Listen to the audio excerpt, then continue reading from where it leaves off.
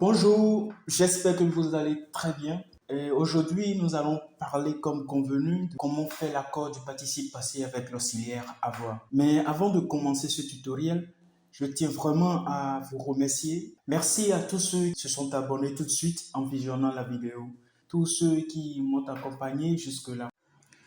À tous, je dis un grand merci pour tout ce que vous faites pour la chaîne.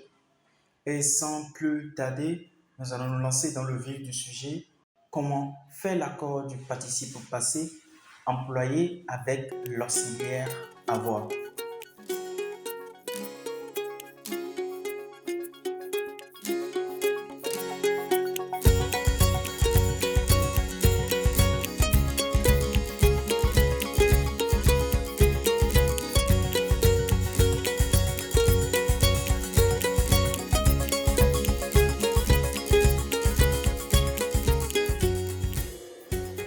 Si vous n'êtes pas encore abonné à la page, je vous prie de vous abonner, de liker, de partager pour aider également d'autres personnes qui sont dans les mêmes difficultés que nous.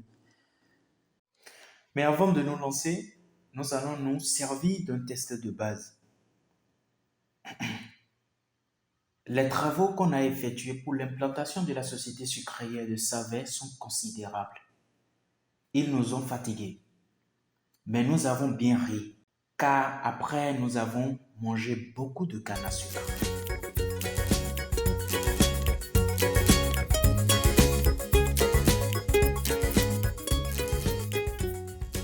Observons ce test de base. Lisons la première phrase. Trouvons le participe passé de cette phrase. Il est employé avec quel auxiliaire?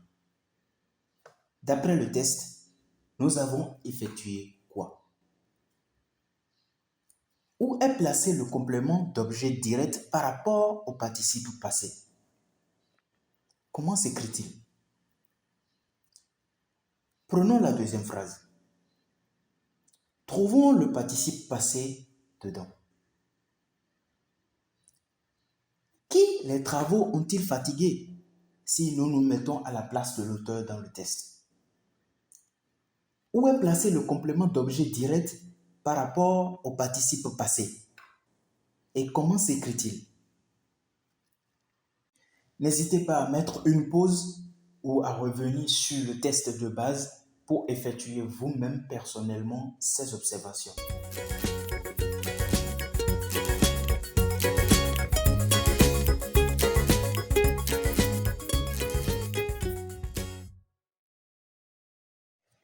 Continuons avec nos observations. Dans la dernière phrase, relevons les participes passés. Ils sont employés avec quel auxiliaire? Et d'après cette dernière phrase, nous avons mangé quoi?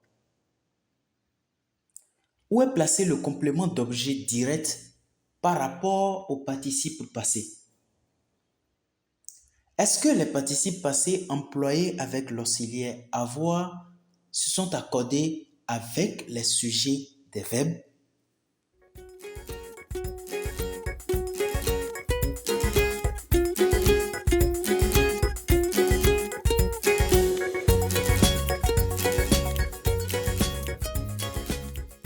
Si vous n'avez pas encore suivi la leçon sur l'accord du participe passé employé avec l'auxiliaire être, c'est le moment vraiment d'y jeter un coup d'œil. Parce que là-bas, nous avons déjà appris que le participe passé s'employait en genre et en nombre avec le sujet du verbe. Si vous avez déjà suivi la première leçon, comme je le disais tantôt, vous aurez pu remarquer que le participe passé employé avec l'auxiliaire avoir ne s'accorde jamais avec le sujet du verbe. Parce que cela ne s'accorde qu'uniquement dans le cas de l'auxiliaire être. À présent, nous allons énumérer les règles qui régissent l'accord du participe passé avec l'auxiliaire avoir. Comme je le disais tantôt, le participe passé employé avec l'auxiliaire avoir ne s'accorde jamais en genre et en nombre avec le sujet du verbe. Et je le reprécise encore, c'est dans le cas de l'auxiliaire être que cela s'accorde. Mais, Quand on a affaire avec l'auxiliaire avoir, il s'accorde plutôt un genre et un nombre avec le complément d'objet direct. Cependant, celui-ci doit être placé avant le participe. C'est-à-dire que le complément d'objet direct doit forcément être positionné avant le participe passé pour que le participe puisse avoir un accord. Ici également, dans le cas de l'auxiliaire avoir, il faut poser des questions pour dénicher l'élément principal qui va vous permettre de pouvoir faire l'accord du participe passé. Dans le cas de l'auxiliaire avoir, il faut poser la question qui ou quoi pour trouver le complément d'objet direct. Servons-nous des exemples de phrases pour mieux expliquer les règles que nous avons vues tout à l'heure. Exemple. Nous nous montrerons dignes de la confiance que vous nous avez accordée. Les oiseaux qu'on a connus dans l'enfance répètent les mêmes appels familiers. Cette promenade nous a ravis.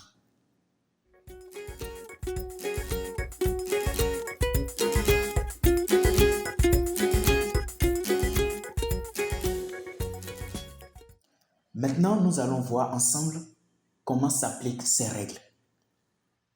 La première phrase. Vous nous avez accordé quoi? La confiance, bien sûr. Eh bien, la confiance, c'est le complément d'objet direct placé avant le participe. Il y a donc un accord. Et puisque la confiance, c'est un nom féminin et au singulier, accordé qui est le participe passé devra recevoir comme accord E accent aigu, E muet. La deuxième phrase. On a connu quoi? Les oiseaux, bien sûr. Eh bien, les oiseaux étant le complément d'objet direct placé avant le participe, il y a donc un accord. Oiseau étant maintenant un nom masculin et au pluriel, connu qui est le participe passé, prendra à la fin US. La promenade a ravi qui? C'est nous, n'est-ce pas?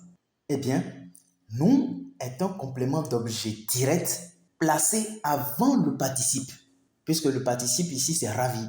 Il y a donc un accord. Nous, c'est bien un pronom masculin et au pluriel, n'est-ce pas? Donc, ravi serait IS à la fin. Voyons maintenant la deuxième règle.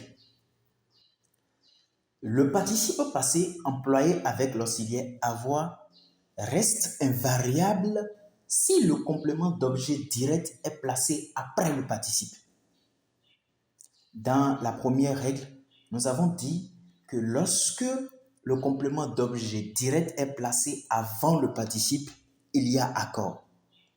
Mais dans cette deuxième règle, nous voyons maintenant que le participe passé employé avec l'auxiliaire avoir reste invariable, c'est-à-dire ne s'accorde jamais si le complément d'objet direct est placé après le participe.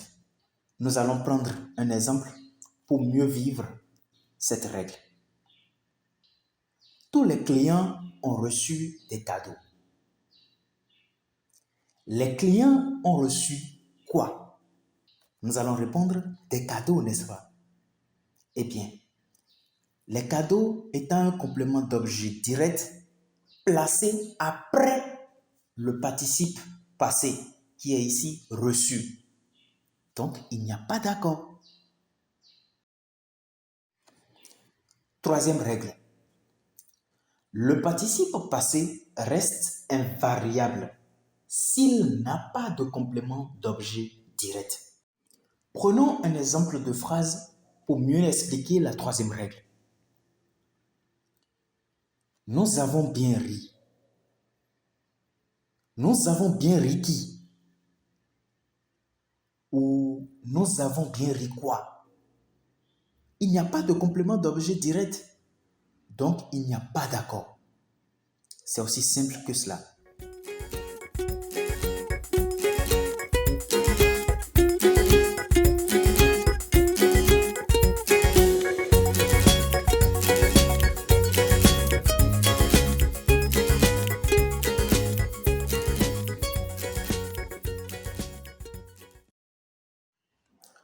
Remarque,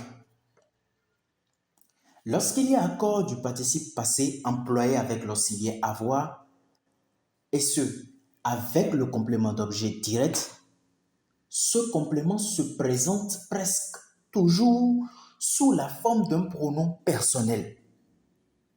Si vous avez fait également cette remarque, eh bien bravo. Les pronoms personnels sont généralement le, la, les, l'apostrophe, nous, vous, etc., etc. Ou quelquefois se présentent sous la forme d'un pronom relatif qui, que, etc., etc. N'hésitez pas à me poser toutes vos questions en commentaire. Je serai ravi de pouvoir vous aider ou de pouvoir répondre à vos questionnements. Je vous demanderai de faire attention et surtout de faire très attention au participe passé suivi d'un infinitif. Le participe passé employé avec l'auxiliaire avoir est suivi d'un infinitif s'accorde si le complément d'objet direct étant placé avant le participe fait l'action exprimée par l'infinitif. Nous allons expliquer de manière terre à terre cette notification. Cependant, n'hésitez pas à poser toutes vos inquiétudes. Jusque-là, nous avons trouvé, grâce aux règles et aux exemples, que pour faire l'accord du participe passé employé avec l'auxiliaire avoir, il fallait d'abord mettre la main sur le participe passé. Après cela, vous devez être sûr que le participe passé est employé avec l'auxiliaire avoir. Maintenant, vous posez votre analyse en posant la question qui ou quoi juste après le participe passé pour dénicher le CDD, le complément d'objet direct. Une fois à cette étape où vous avez déjà trouvé que le complément d'objet direct est placé avant le participe passé, il n'y a plus rien à faire. C'est-à-dire, vous allez mettre l'accord du participe passé. Bravo. Si vous avez compris jusque-là, bravo. Maintenant, cette notification suggère que vous devez faire attention au verbe qui probablement serait devant le participe passé. Si ce verbe est à l'infinitif, vous devez faire attention à lui. D'accord? Attention parce que si le complément d'objet direct ne fait pas l'action exprimée par l'infinitif, il n'est pas question de faire un accord. J'espère que jusque-là, vous suivez et que vous avez compris la notification. Sinon, nous allons utiliser des exemples de phrases comme d'habitude pour expliquer cette notification, histoire de vous permettre d'être à niveau. Les enfants que j'ai vus jouer formaient un groupe joyeux. J'ai vu quoi? Les enfants, n'est-ce pas? Alors, si les enfants, qui est le complément d'objet direct, est placé avant le participe passé qui est ici vu, logiquement, vu qui est le participe passé, devra recevoir un accord, n'est-ce pas? Qui serait en genre et en nombre avec le complément d'objet direct. Mais à cette étape, il nous faut maintenant appliquer les règles liées à la notification que nous avons vues un peu plus haut. Les enfants étaient en train de jouer. Cela voudra dire que les enfants faisaient exactement l'action du verbe. Jouer, vous êtes d'accord avec moi que c'est un verbe d'action. Et si c'est un verbe d'action, est-ce que le complément d'objet direct effectue cette action? Si oui, on met un accord. Sinon, il n'y a plus d'accord. Même si les trois autres règles sont respectées jusque-là et que la notification que nous avons vue précédemment ne respectait plus, alors il n'y a pas d'accord, on ne met plus d'accord. Le complément d'objet direct fait exactement l'action exprimée par le verbe à l'infinitif qui est ici jouer. Dans ce cas, il y a un accord. Prenons la deuxième phrase. La pièce que j'ai vue jouer m'a ému. J'ai vu jouer quoi? La pièce, n'est-ce pas? La pièce étant placée avant le participe passé qui est ici vu, nous allons nous dire désormais qu'il y a bien un accord. Jusque-là, les trois règles sont bien respectées.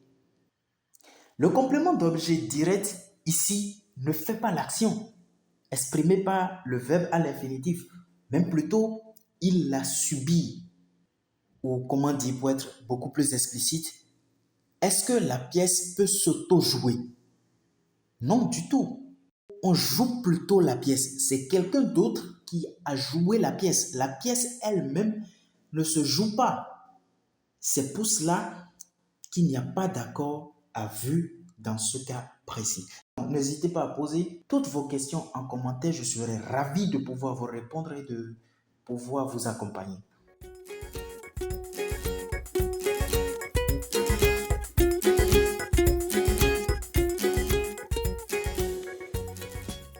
Voilà, comme d'habitude, il y a des exercices d'application pour vous aider à mieux comprendre la leçon du jour.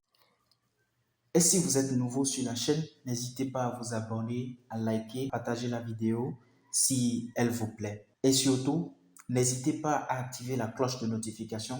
Cela vous permettra de recevoir la notification sur la prochaine sortie qui est sur comment faire l'accord du participe passé sans auxiliaire. Merci infiniment et à la semaine prochaine pour une autre vidéo.